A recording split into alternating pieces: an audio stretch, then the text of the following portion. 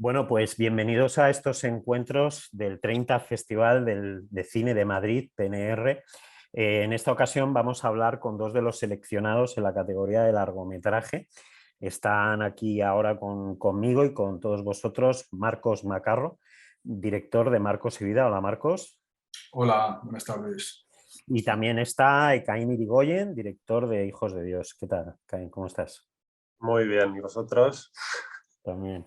Bien, pues nada, a mí la verdad es que me gustaría empezar hablando de esa sensación un poco de pérdida que emanan las dos obras. No sé si habéis podido ver cada uno el documental del otro, pero bueno, en cualquier caso sí os digo que los dos de alguna manera lidian con la pérdida, ¿no? En el caso del tuyo, Marcos, pues es la desaparición de esa figura tan potente como era la de tu padre.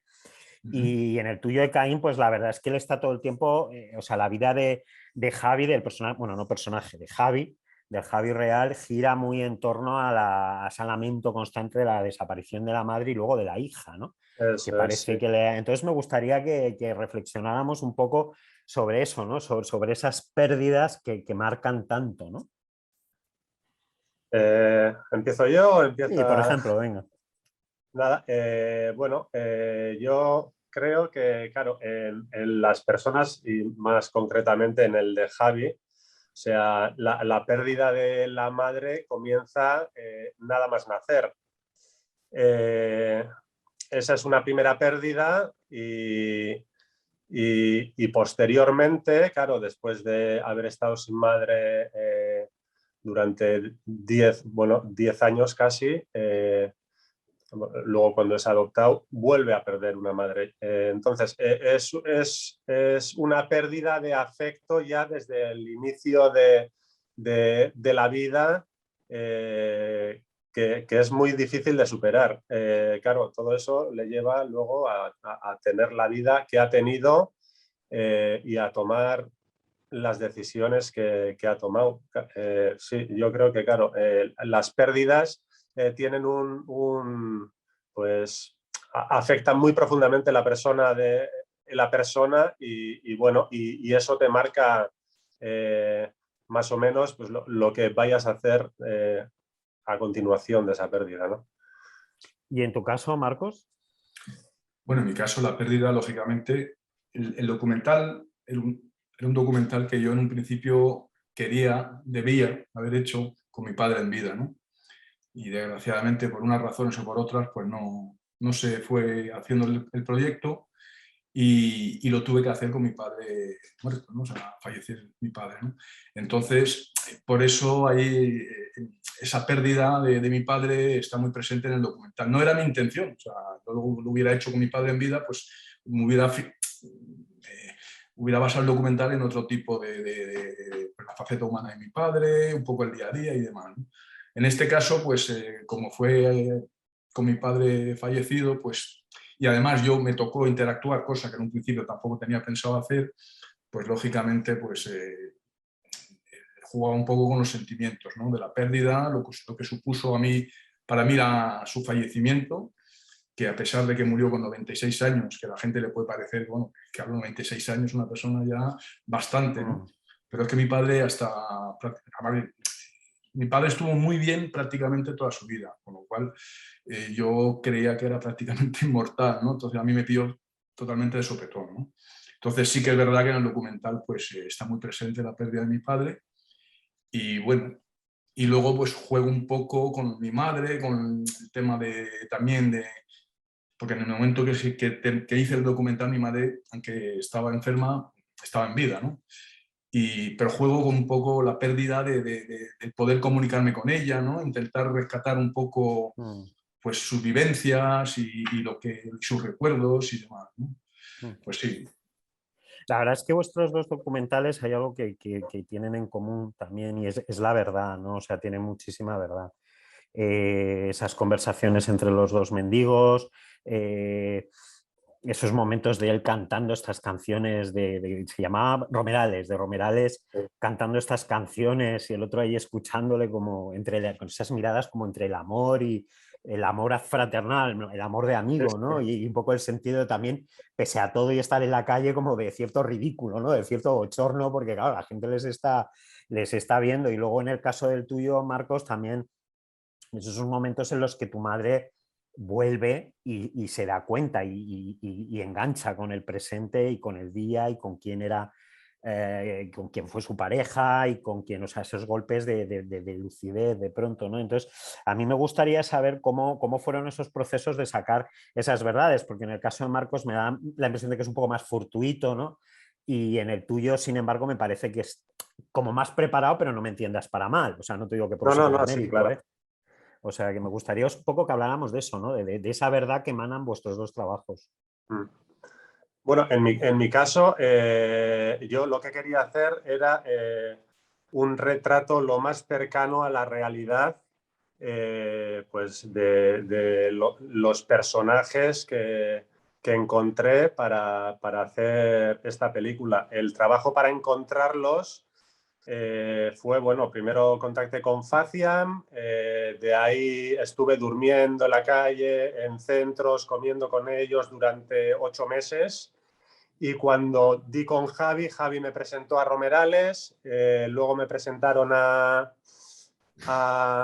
Marijose también y nada, y ahí estuve como otros 6 meses hablando con ellos todavía sin cámaras, porque lo que yo quería hacer era un retrato real.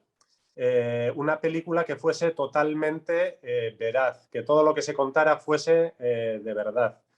Y en eso puse muchísimo empeño. Tal es así que claro, pensaba que la película iba a llevarme un año de rodaje y me llevó 5. Porque, claro, la vida de estas personas bueno, es bastante estática, o sea, no ocurren cosas. Entonces, claro, para que la película funcionara necesitaba que ocurriesen cosas. Y bueno, pues, y como no quería meter artificio desde fuera, pues claro, tampoco podía yo guionizar para que aquello funcionara.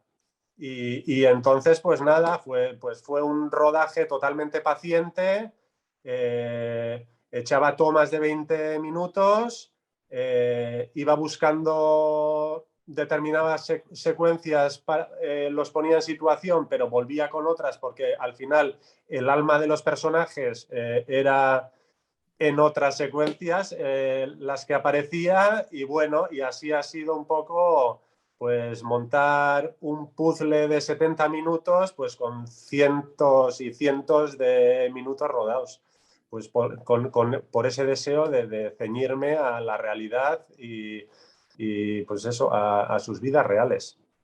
¿Y en tu caso, Marcos? Bueno, en mi caso, como ya dije antes, esto lo he hecho con mi padre fallecido y prácticamente sin, tengo que reconocer con un poco de vergüenza, prácticamente sin nada grabado con él, ¿no? Porque lo fui dejando, ¿no? Y entonces no tenía casi nada grabado con él. Entonces yo lo único que intenté desarrollar, o la parte más humana, más real, más documental, por así decirlo, era la parte con mi madre, ¿no? La parte que pudiera desarrollar o sonsacarle. Y bueno, entonces estaba en casa, vivía conmigo en ese momento y nada, era colocar la cámara y estar todo el día pues intentando de alguna forma hablar con ella y que me contara cosas. Fue un proceso bastante complicado porque claro, había que jugar con que me contara, intentar sonsacarle, pero bueno, cualquier persona que sepa cómo funciona un poco la enfermedad de Alzheimer, no es conveniente tampoco subrayarle a los enfermos sus olvidos. Entonces era muy delicado, ¿no?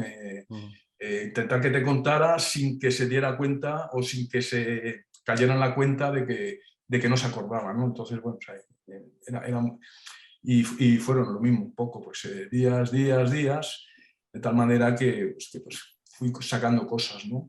Y me supedité a lo que me daba. O sea, ahí lo que me fue dando, ni siquiera en el momento que me lo estaba dando no lo estaba analizando, porque mi madre ya se tenía que marchar, bueno, es un poco largo de contar, entonces tenía 15 días para lo principal. Luego volví muchas veces con mi madre, pero bueno, lo principal se grabó en 15-20 días. y tampoco podía grabar mucho tiempo con ella porque se cansaba. Aunque yo tenía la cámara constantemente ahí, ella no se daba cuenta realmente que la estaba grabando, aunque veía la cámara, pues había momentos que, ¿sabes? Y es eso, me supedité a lo que me contaba. Aunque yo buscaba un poco las cosas, pero lo que me diera. Oye, en estos tiempos que vivimos un poco de abuso de superhéroes, o sea, yo creo que vamos cada vez más o nos están imponiendo cada vez más un cine pues donde todo es blanco-negro, donde el bien y el mal está todo muy claro, en teoría, o sea, en realidad no es así, pero te lo venden así y donde cada vez queda menos espacio para producciones como las vuestras. Yo que tengo ya una cierta edad, pues recuerdo cuando estas películas como las vuestras podían ser un éxito de taquilla y de hecho algunas lo eran. Entonces, ¿qué podemos hacer? Pero de que taquilla de estar en la Gran Vía, quiero decir, madrileña y de las grandes avenidas de España. Entonces, ¿qué podemos hacer o cómo le podemos convencer a la gente y cómo podemos convencer a los distribuidores de que den aire a vuestras producciones y a la gente que vaya a verlas, ¿no? No te sabría decir. Hombre, yo te puedo decir lo que a mí me gusta. Me gusta ver las cosas y saborearlas, ¿no? O sea, que no me cuenten las cosas a todo trapo, ¿no? O sea, que tenga tiempo de recrearme tanto en las imágenes como en los personajes, como en la forma de hablar, como en la forma de mirar, los silencios, todo, ¿no? Y eso requiere un tiempo. Y es que hoy en día, pues todo es como parece que está todo montado como con un tiempo muy determinado, ¿no? Eso por un lado. Y luego, pues las historias, yo qué sé, eso ya cada uno tiene sus gustos, ¿no? ¿Te gustan las cosas más superficiales o más sensacionalistas? ¿O te gustan las cosas más cercanas que te pueden tocar a ti o que conoces o que has vivido o que puede que vivas? Pues eso depende de cada persona, ¿no? Hay gente que no le gusta enfrentarse a la realidad, ¿no? Que prefiere cosas totalmente irreales, ¿no? Claro, lo que pasa es que ahora cada vez, o sea, quiero decir que es que ya parece que a la gente se le educa para que no se enfrente a la realidad, ¿no? No sé, es quizá por ahí va un poco también mi Sí, pregunta, ¿no? No sé, puede es que que no sé cómo estén lo un poquito veis. anestesiados, ¿no? Sí, Sí, no sé, Caín, yo ¿tú creo qué? que además de educarle es un poco lo que decía él, o sea, vivimos a tal velocidad que todo es inmediato y estamos como a mil cosas a la vez que tampoco, o sea, no nos dejan reflexionar ni pensar sobre pues, cuestiones básicas del día a día, de lo humano, de lo... Vamos a bandazos, o sea, nos pega hoy el viento por ahí, vamos para allí, mañana por ahí, vamos para ahí, porque tampoco, no tenemos espacio para parar y decir, a ver, ¿quién soy yo? ¿Dónde estoy? Y qué me interesa, ¿no? Yo creo que estamos metidos en una rueda que no que es muy difícil de parar. Y en ese Para, sentido, en ese sentido el mismo cine también, pues cada vez se consume más en casa porque puedes pasar un poquito para adelante y saltarte los capítulos que no te... Y claro, este tipo de cine es para sentarse sin prisas y para después de verla además, o sea, tener tu rato para charlar con el que lo has visto sí, y compartir esas reflexiones que te ha aportado, ¿no? sí. Y en ese sentido, pues estamos a la acción, a lo rápido, ahora estoy aquí, ahora estoy... Sí, yo creo que es un poco... Yo no creo que sea tanto de las distribuidoras sino ya estamos todos metidos en un mundo tal que cada uno mira para lo suyo claro, pues, los cines y las distribuidoras también tienen que comer, entonces Tiene que pues comer. me imagino que mirarán para lo que vende y lo que no, ¿no? Ya. Yo creo que va un poco por ahí. Ya para ir terminando, una última pregunta. En este caso, he intentado buscar temas comunes entre los dos, o sea, que aparecieran en vuestros trabajos, pero bueno, ahora me voy a salir un poquito de eso. Creo que hay algo que funciona muy bien en el caso de tu documental, Ekaín, que es, si no me equivoco, las cámaras están ocultas la mayor parte de las veces, ¿no? Porque yo veía los fondos de ellos muy desenfocados y Sí. decía, esto...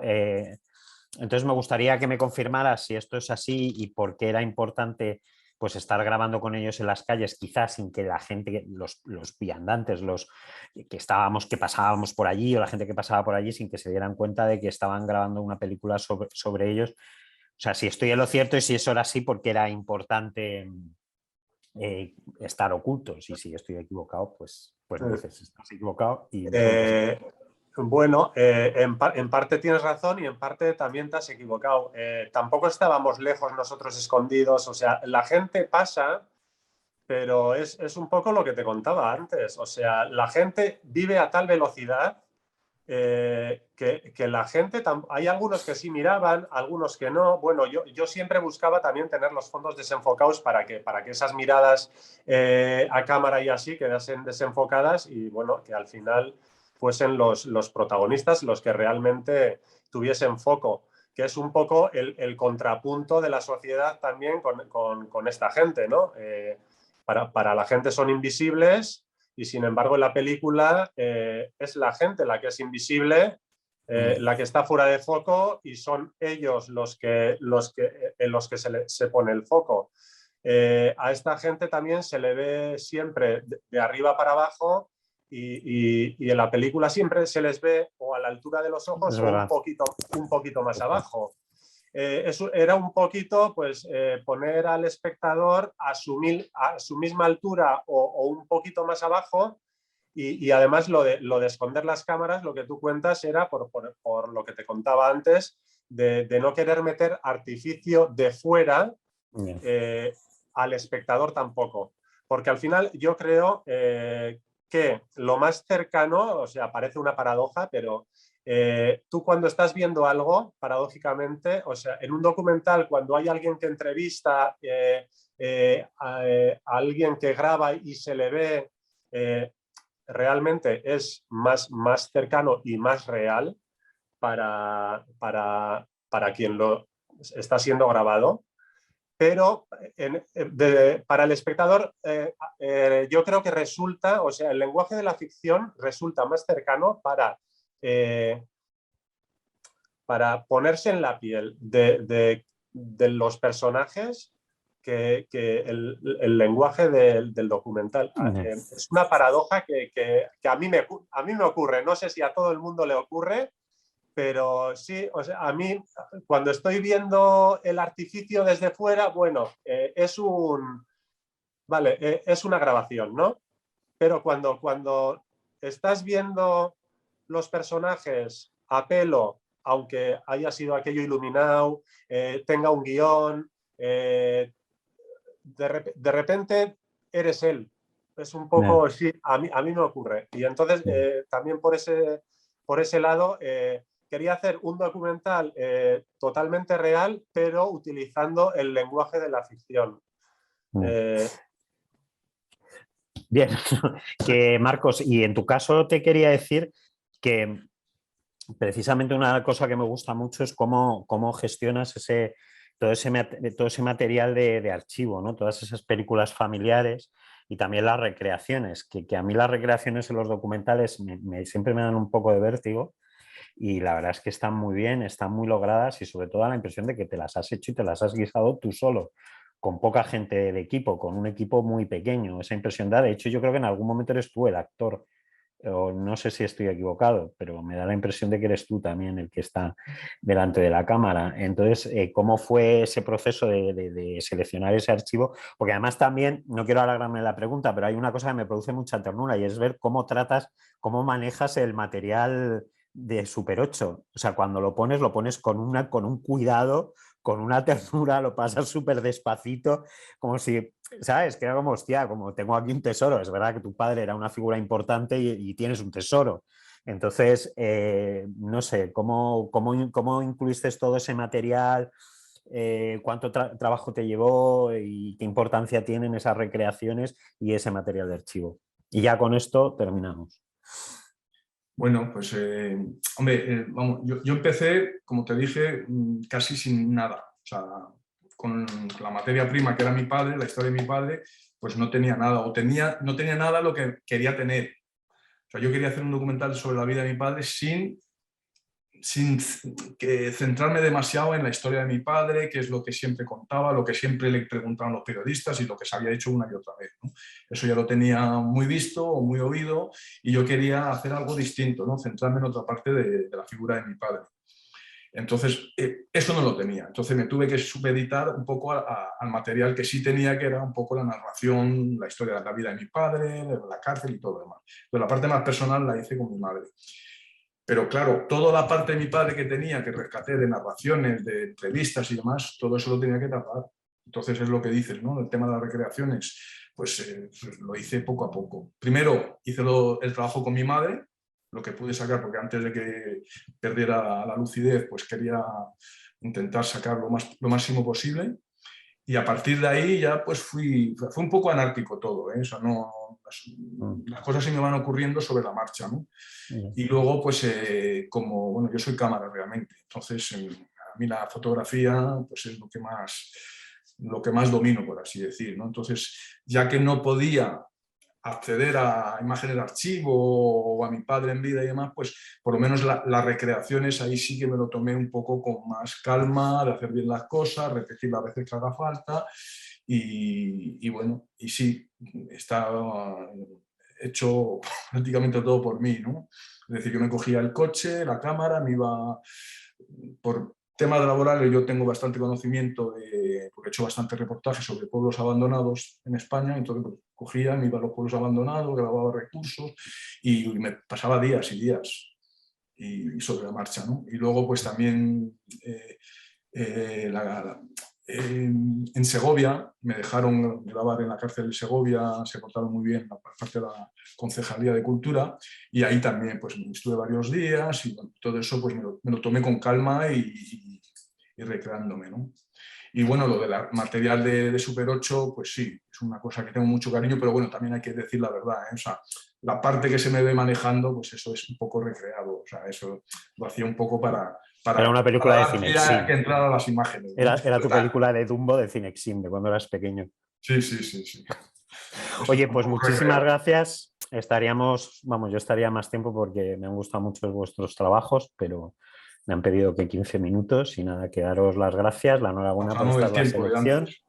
Y efectivamente, en lo que hablábamos antes, y nada, que podéis ver las dos películas en el Festival de Cine de Madrid, PNR, y que nada, que muchísimas gracias, Ekaín y Marcos. Nada, gracias a vosotros. Gracias a ti y a vosotros, sí. Hasta pronto, espero.